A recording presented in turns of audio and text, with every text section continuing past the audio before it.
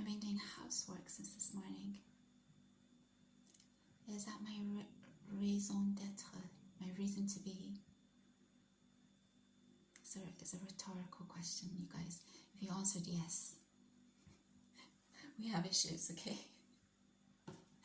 My reason to be is not to be cleaning fridges, which is what I did this morning.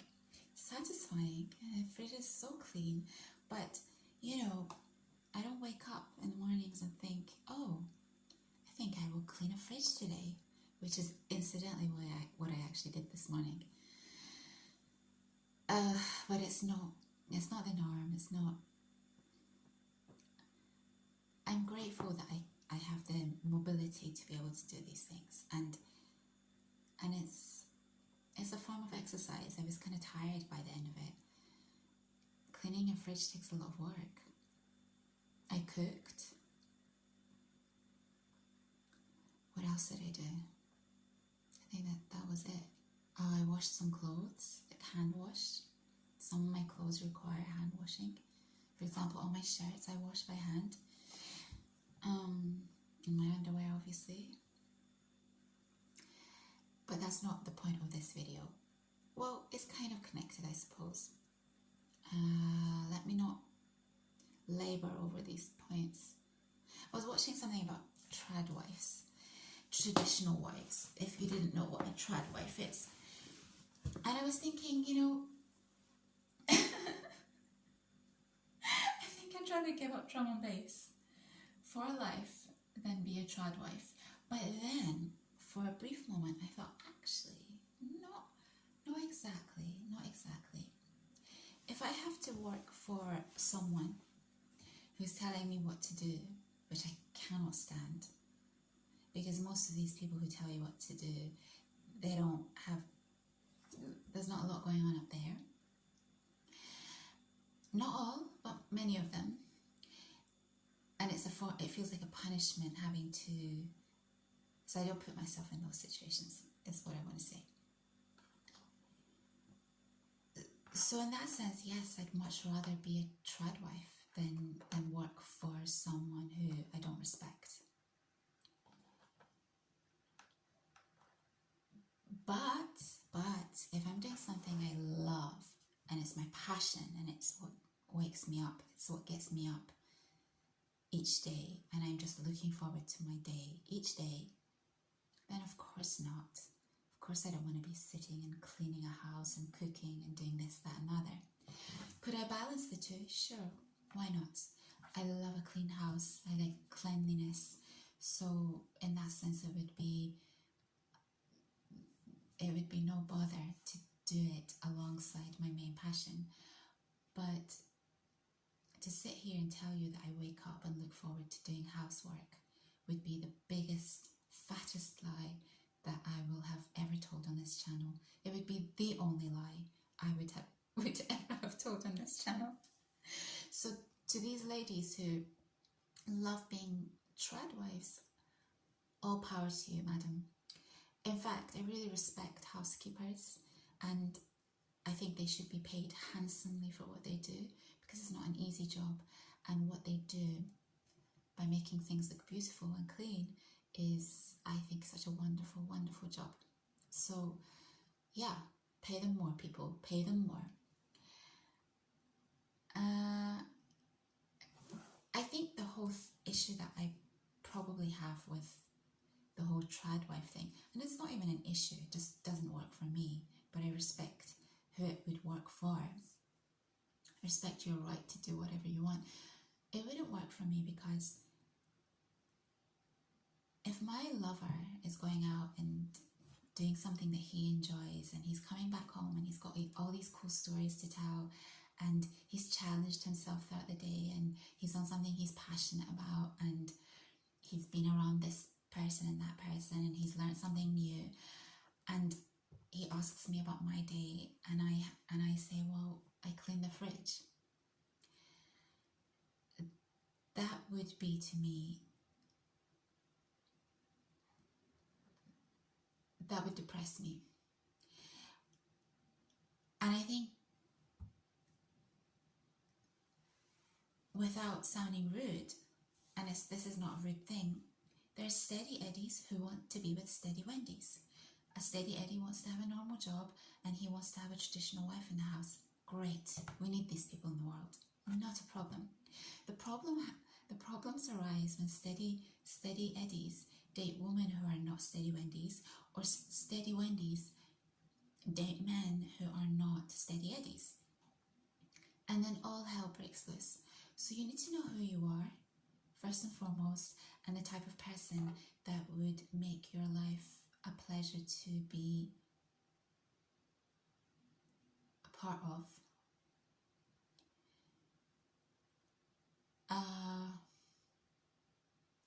Because otherwise, what can you talk about?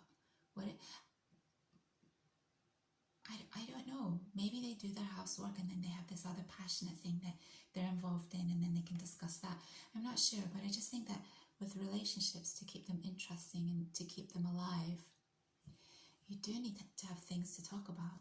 And if your day is revolving around repetitive tasks, but then maybe these women love these tasks.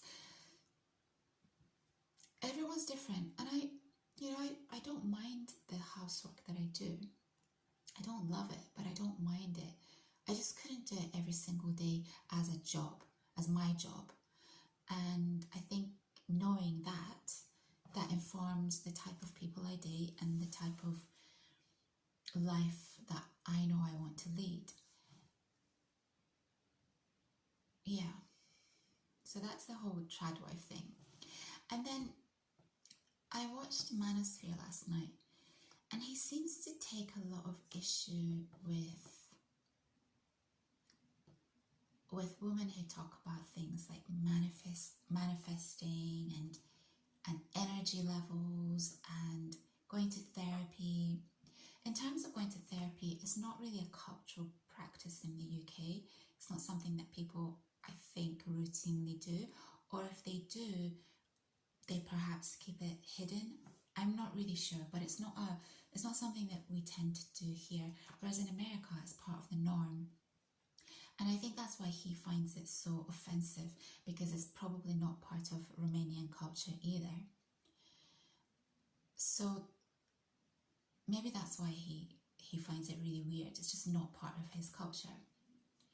But in terms of the first two things, manifestation and energy, everything has energy. That's just physics. If you studied at school, you'll know that everything is chemistry, it's physics. Everything has energy. This pistachio nut has energy. This shirt that I'm wearing has energy. It's all matter. So I don't get what his problem is with energy. When you meet someone and they feel off to you, it's because their energy's off. Something about them's off. Maybe they don't have a good heart. Maybe they're a negative person. Maybe they're not a kind person. So their energy represents that. Everything's energy. And in terms of manifestation, well, all the manifestation books, all of the books that talked about how to realize your dreams, aka manifestation, they were all written by men. I can only think of one woman who was very well known in this field. But because I knew I was going to talk about this, I just wrote down some names. Some of the most famous authors in the realm of manifestation are people like Napoleon Hill, Ralph Waldo Earl Nightingale, and then there was one anomaly, Florence Scovel Shinn. She has written a few books in this field as well. And then in terms of psychology, because he's like, it's all woo-woo, well, hello, all the people who discovered the initial ideas behind psychology are men, Jung and Freud. So, he talks a lot about men have created everything in the world. He's not right. He's not wrong. Like, everything that's been created has pretty much been created by men. When I try and think of inventions that have been created by women, I struggle. I really struggle to come up with anything. So he's not wrong in that sense. But at the same time, all of these practices, manifestation and psychology, it's all originated by men. So, you know, you can't just pick and choose your battles. Or you can, but you have to place the same standard on everything. You can't just choose which area to be accepting of and which area not to be accepting of. What's the other thing? What was the other thing? I had something important to say. 10 minutes. One second.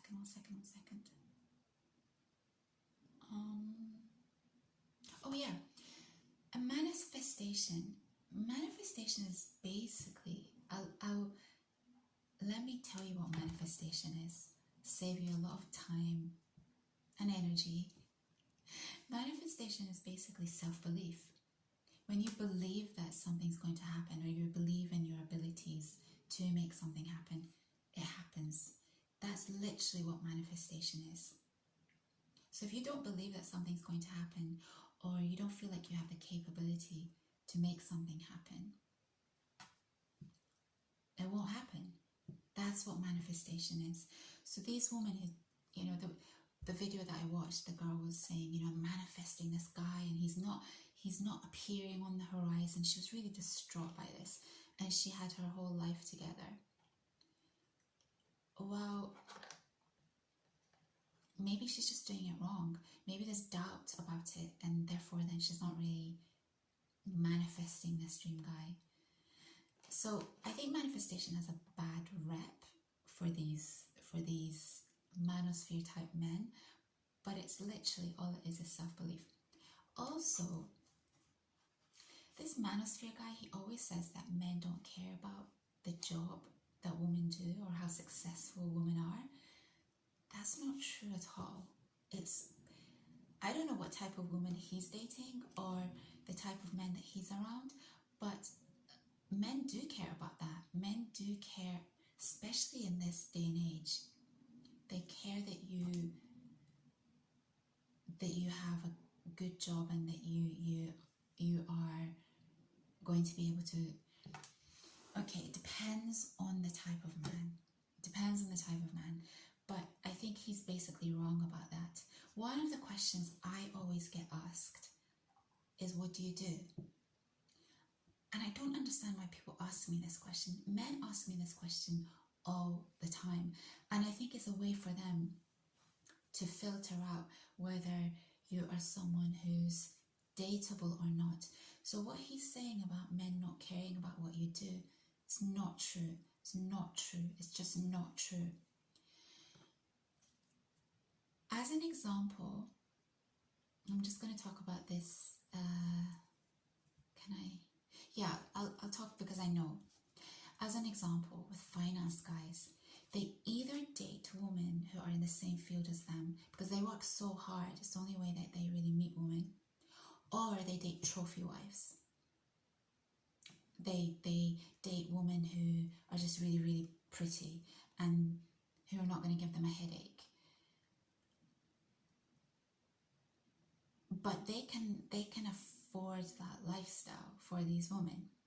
So it's not that important to them. But more often than not, these finance guys date women who are in the same field as them. So it's not true. It's really not true that men don't want women who, because he always says, he takes such great offense when these women say, you know, I'm independent and I'm successful and I've got my this and I've got my that. And he says, no one cares, madam. Men don't care. This is not true. And I don't know why he keeps feeding this. He keeps peddling this falsity, because men, I don't know what city or country you're from, but let me tell you that men in London, they care. Men in the West, they care. They do care. Especially if they're not going to be able to fund a lifestyle for two people. they want the woman to be able to have a decent salary so that they can maintain a decent life. So this is, yeah, he's given, this is the one thing that it always surprises me when he says this, because I'm like, what kind of men are you talking about? Anyone that I come across, they always, first thing they ask me is, what do you do? If they really genuinely didn't care, they wouldn't even ask me that question at all.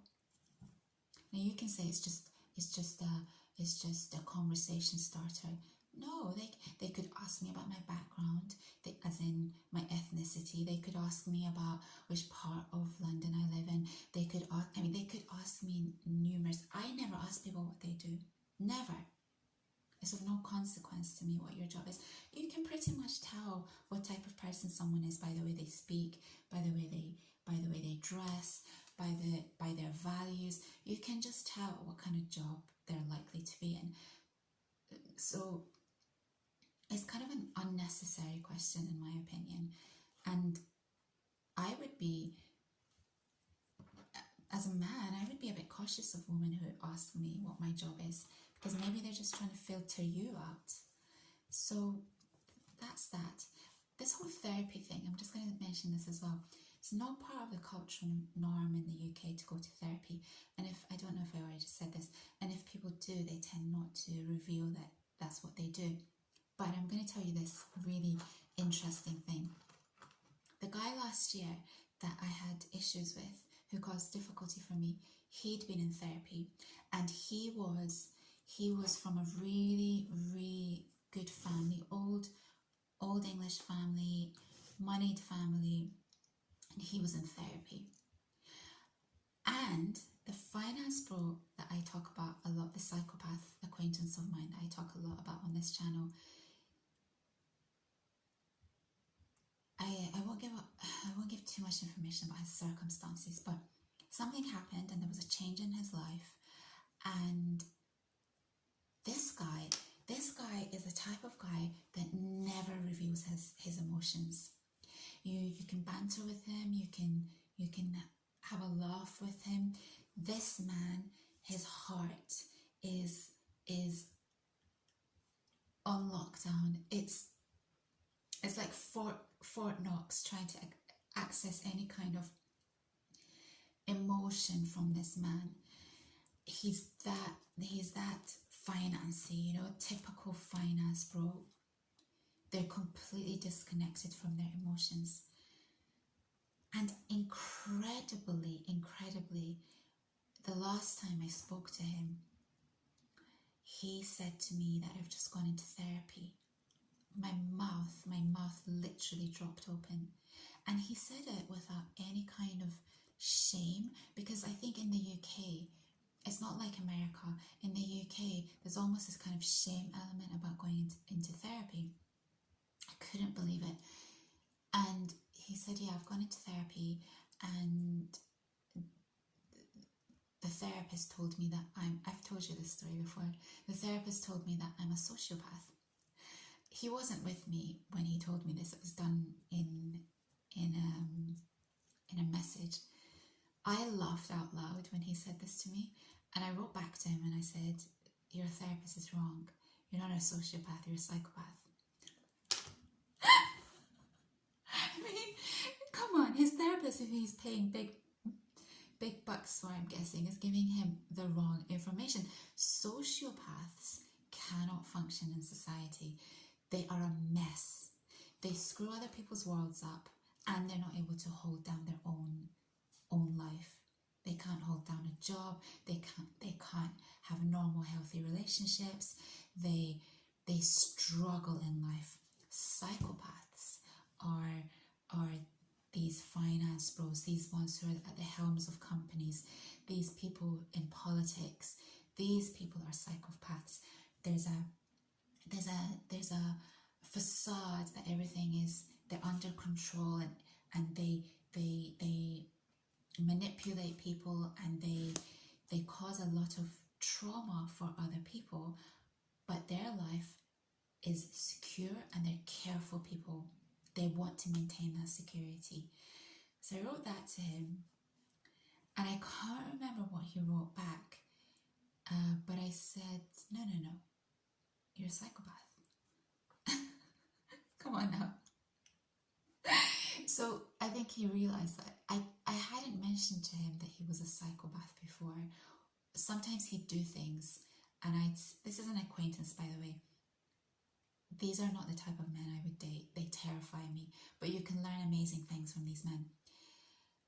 I think I had alluded to him being a psychopath. I'd say things like, that's really psychopathic behavior, without actually calling him out on being. I'll tell you one of the ways.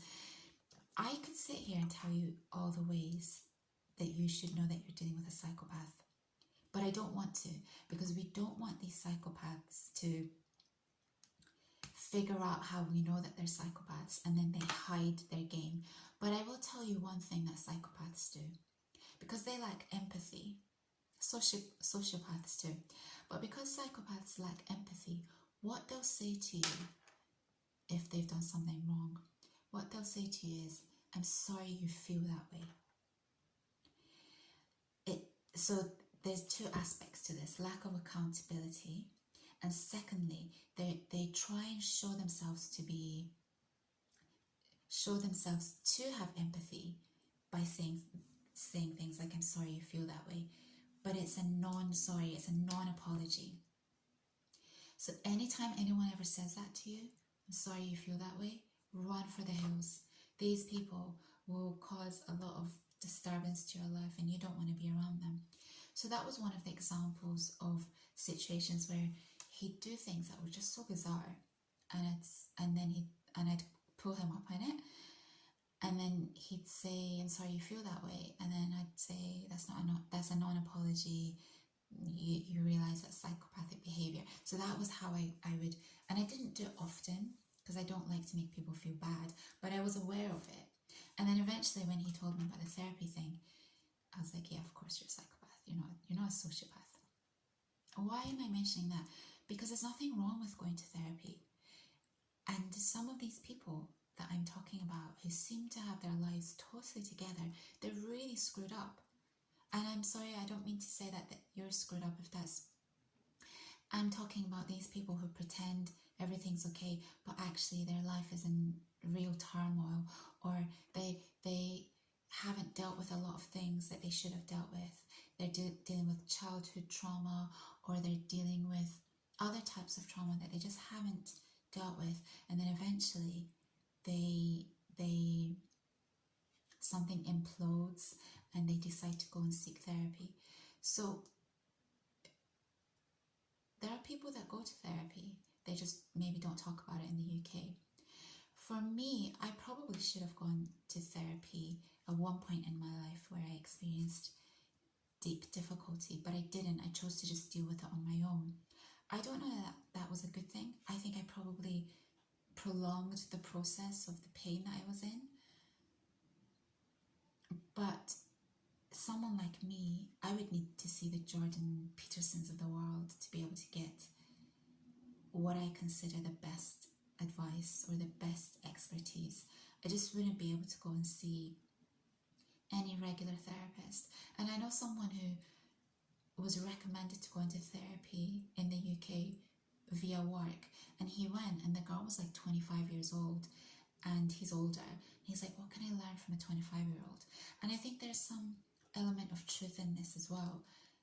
A lot of things that therapists can help you with are learnt from experience. And what kind of life experience can a 25-year-old have?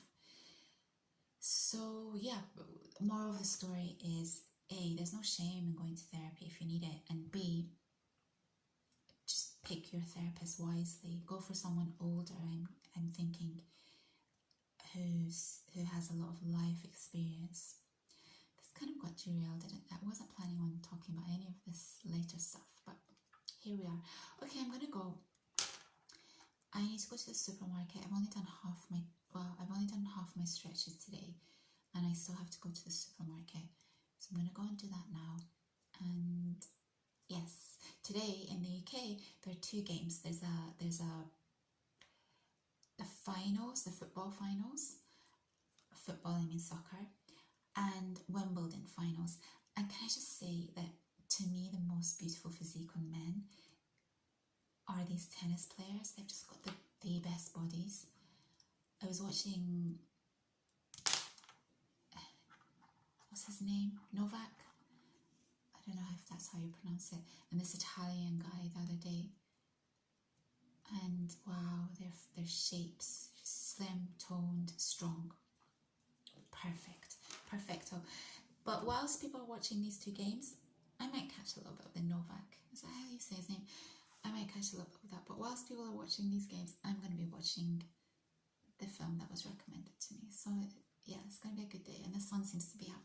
Have a great day, folks. And I'll see you soon. Bye.